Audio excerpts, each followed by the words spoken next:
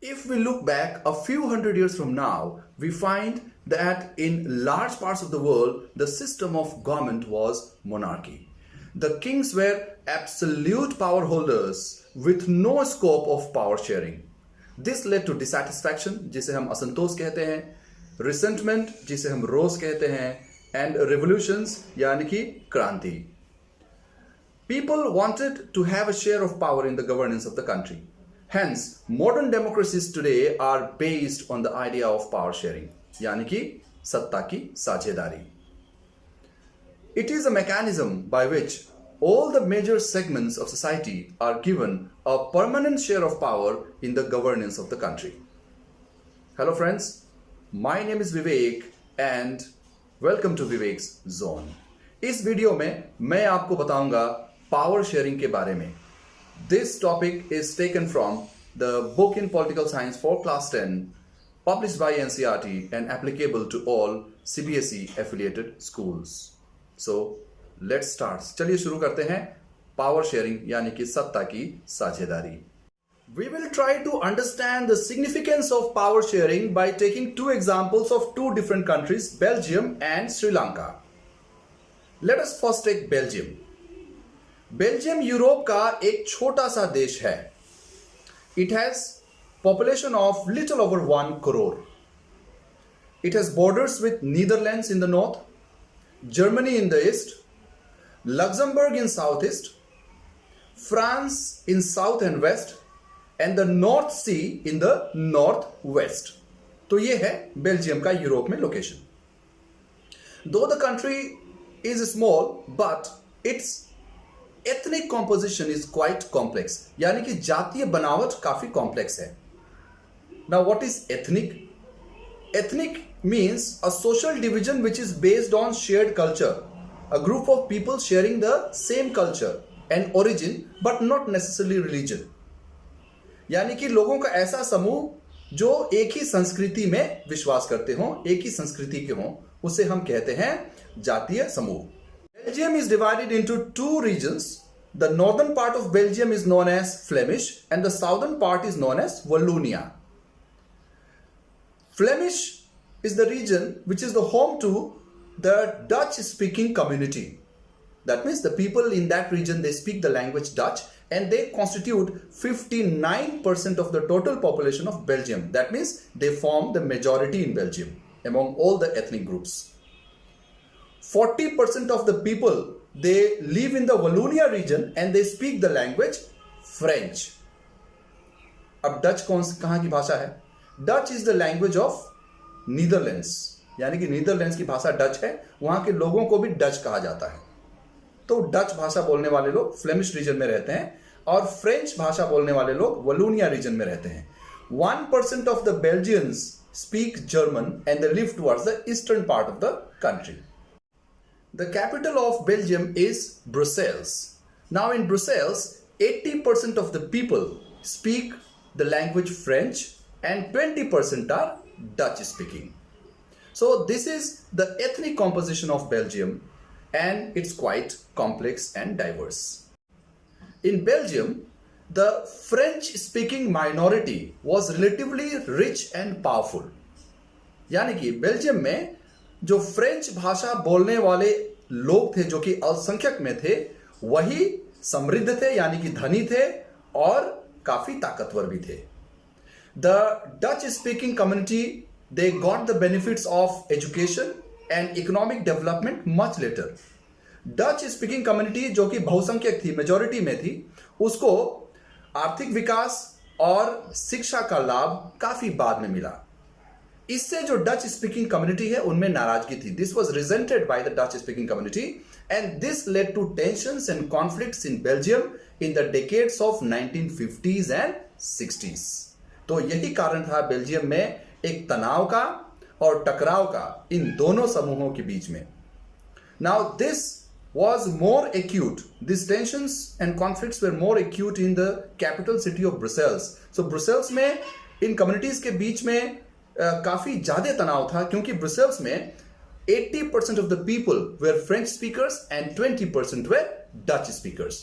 Belgium ने इस समस्या का समाधान कैसे किया?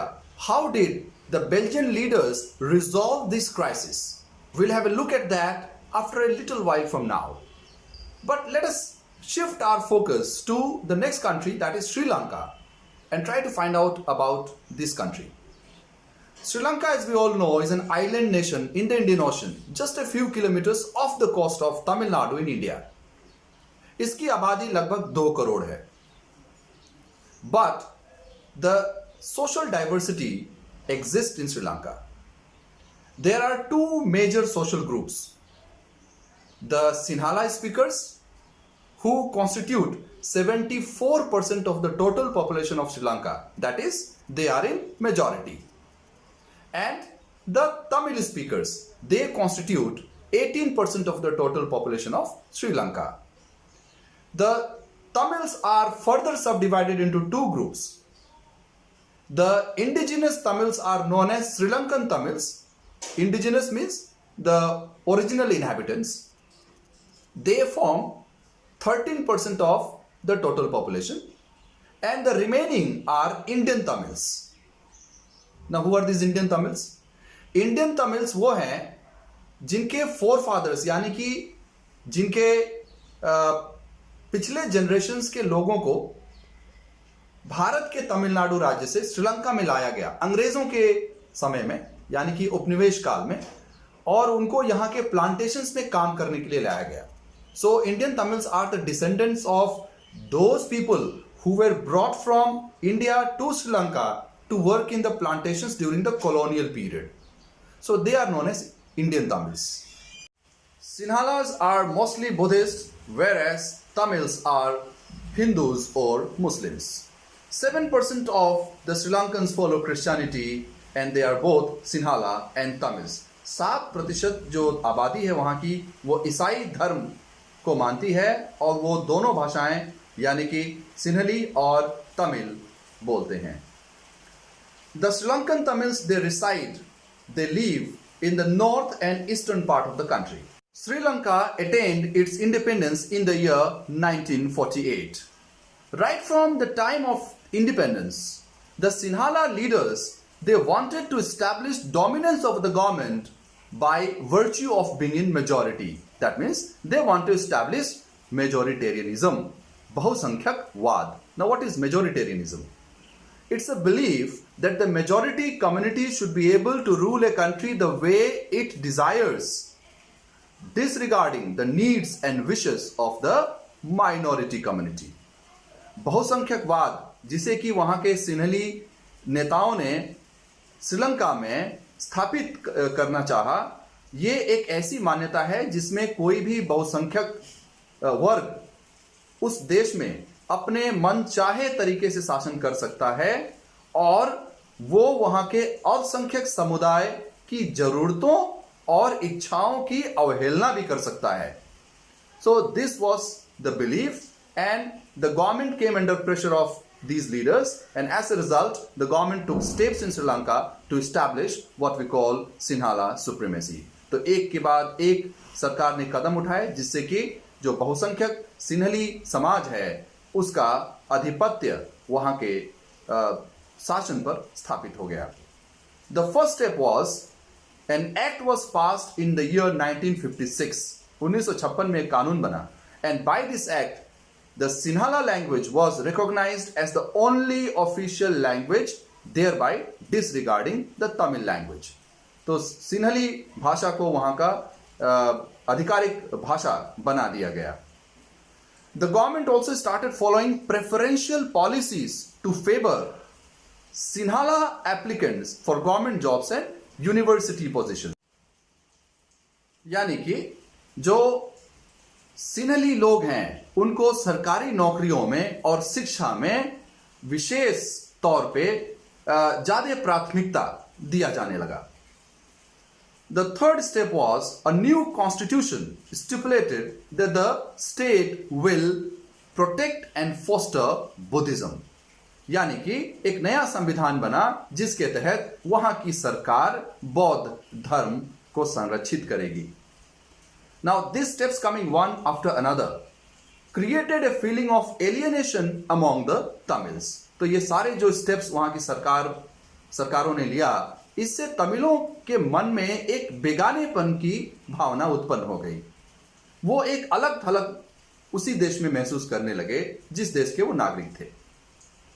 And they were of the view that none of the political parties dominated by Buddhist Sinhala leaders are sensitive to their needs and wishes. As a result, they started to demand for their rights. They put up demands on the government. There were three major demands put by the Tamils. The first demand was the recognition of Tamil as an official language in Sri Lanka.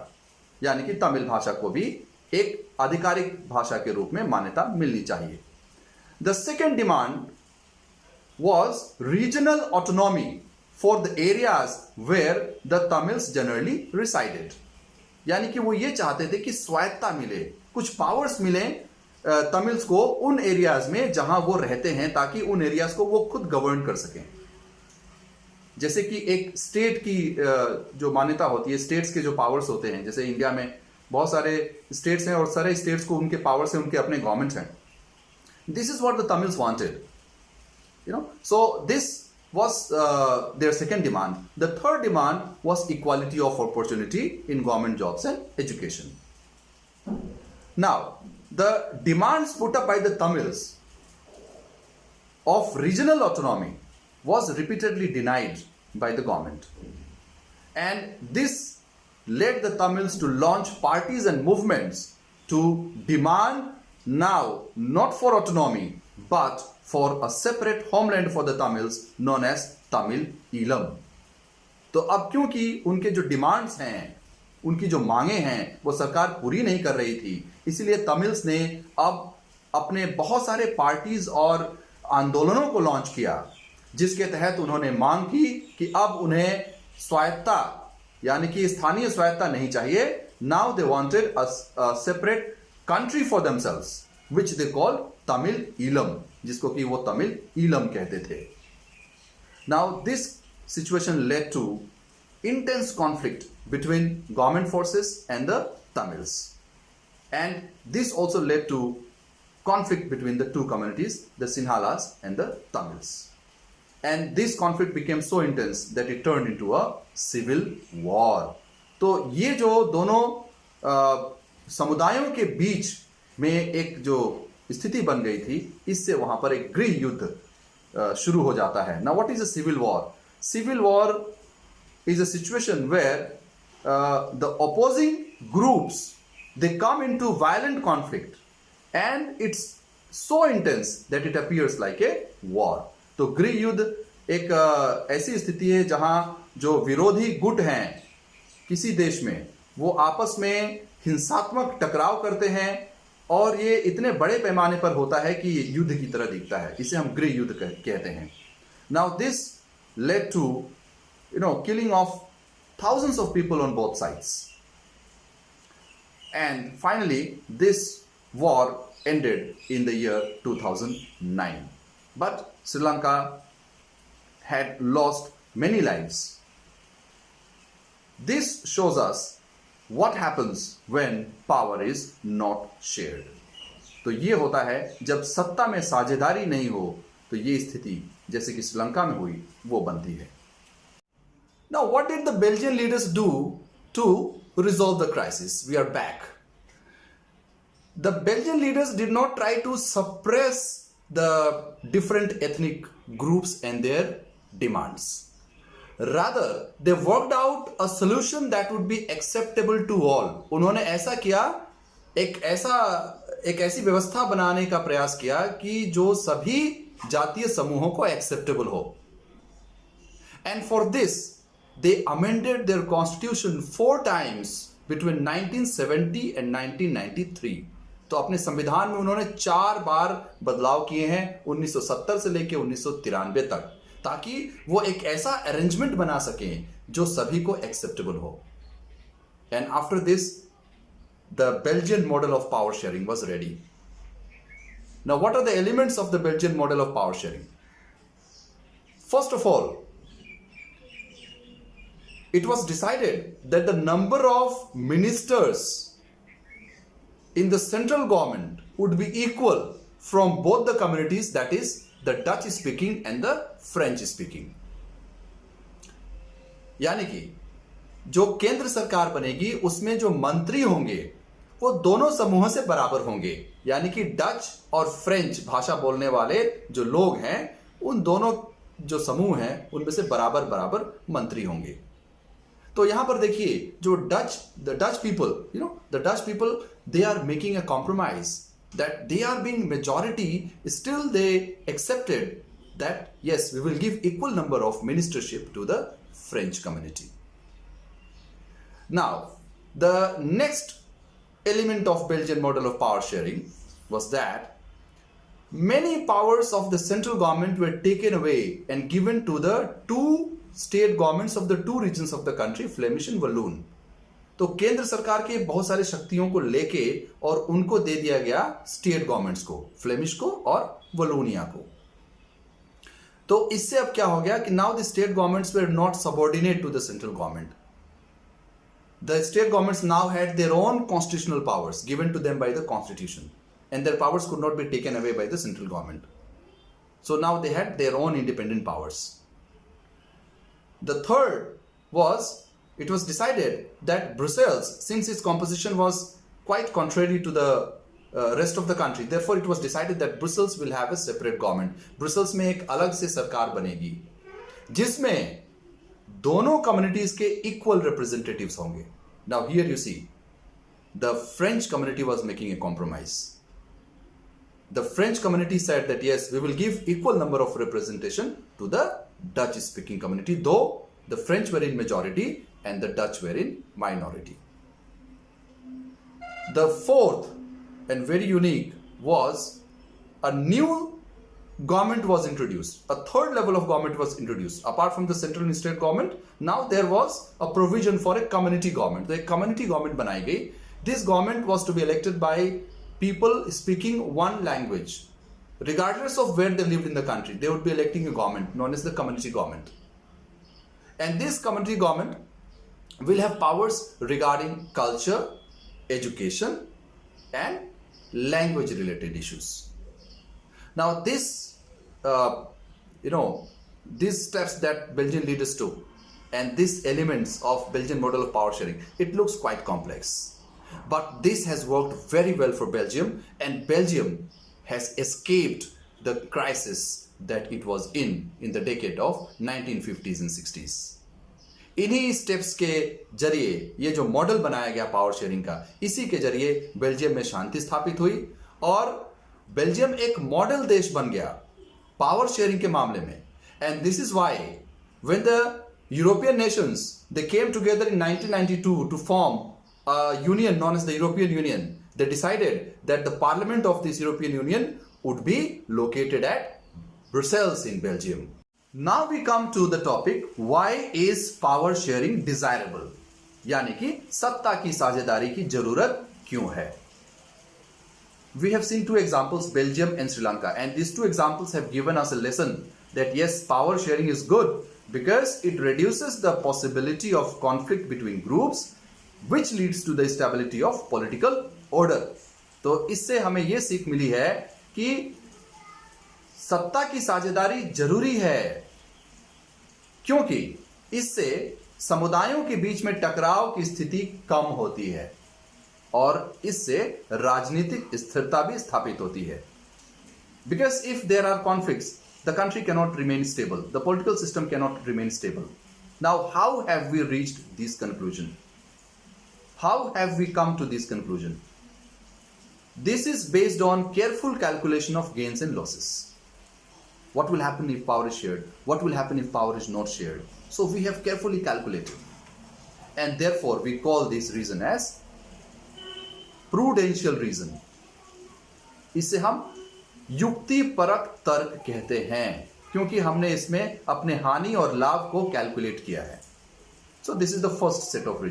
There is another reason for power sharing which is a more deeper reason. Power sharing is the very spirit of democracy. यानी कि सत्ता की साझेदारी लोकतंत्र की आत्मा है. Because in a democracy, the people need to be consulted the way they are to be governed. यानी कि लोकतंत्र में लोगों के बीच में सत्ता को बांटना चाहिए, क्योंकि लोगों ने ही सरकार को चुना है। तो ये जरूरी हो जाता है कि लोगों से ये पूछा जाए कि भाई वो कैसे शासित होना चाहते हैं। Now this reason is known as moral reason. इसे हम नैतिक तर्क कहते हैं। So there are two sets of reason, prudential and moral reason for power sharing. The idea of power sharing has emerged in opposition to the notions of undivided political power.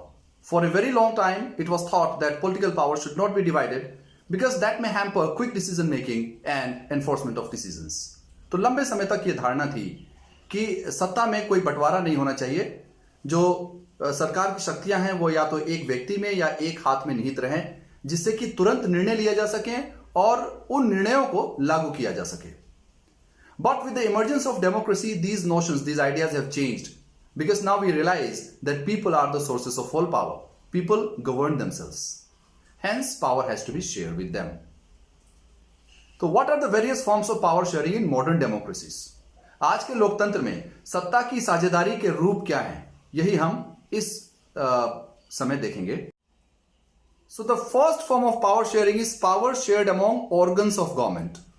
There are three main organs of government: the legislature, Vidhayika, the executive, Karyapalika, and the judiciary, Nyayapalika. Now these three organs, they share power. They are at the same level, but they exercise different powers. Say for example, the legislature frames laws, the executive implements laws made by the legislature, and the judiciary, the work of the judiciary is very important and it has to settle disputes. Now these three organs are placed on the same level, and therefore we call this form of power sharing as horizontal distribution of power. Horizontal distribution of power, because all the organs are at the same level. Now in this system, none of the organ can exercise unlimited powers. Each organ has its own area of jurisdiction.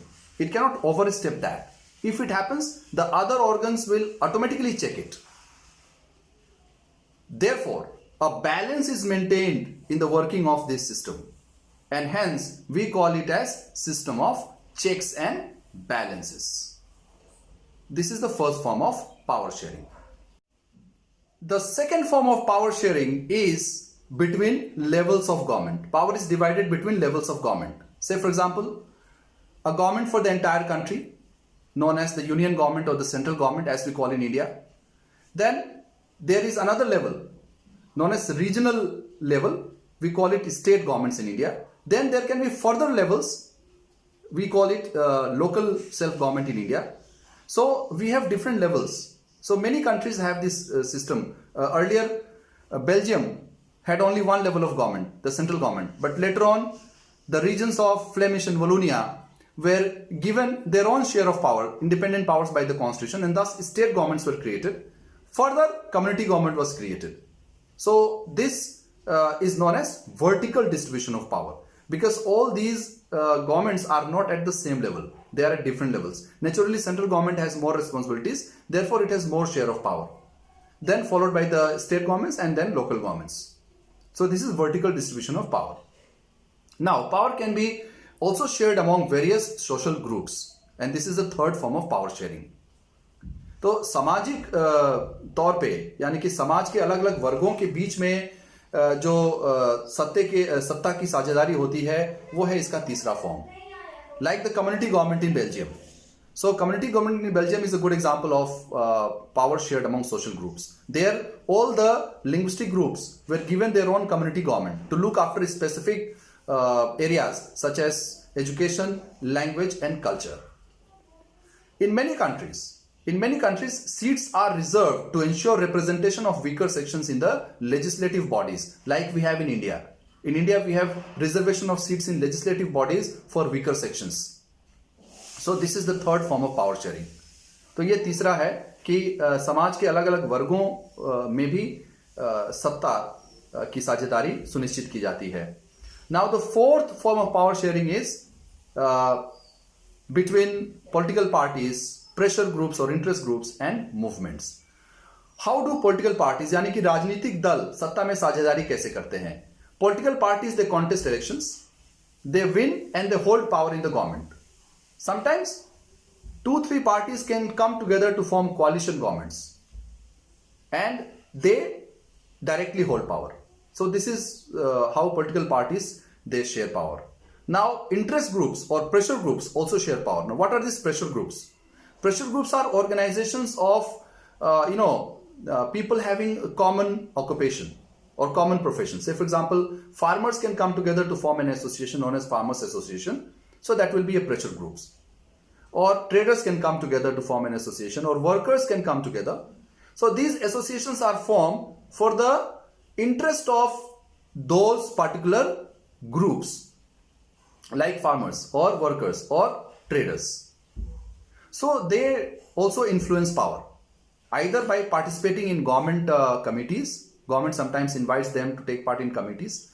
So they influence decisions in those committees, or sometimes they put pressure on the government through various tactics and they get their demands met. So getting their demands met is also a form of power sharing, indirect form of power sharing. Movements यानी कि आंदोलन भी यही करते हैं. They also influence government decisions and they share power. So these are the various forms of power sharing in modern democracies. Hello friends, I hope you liked this video. If it was useful, please do like and share it, and also subscribe to this channel Vivek's Zone and press the bell icon so that more such videos keep coming to you. Thank you so much for watching.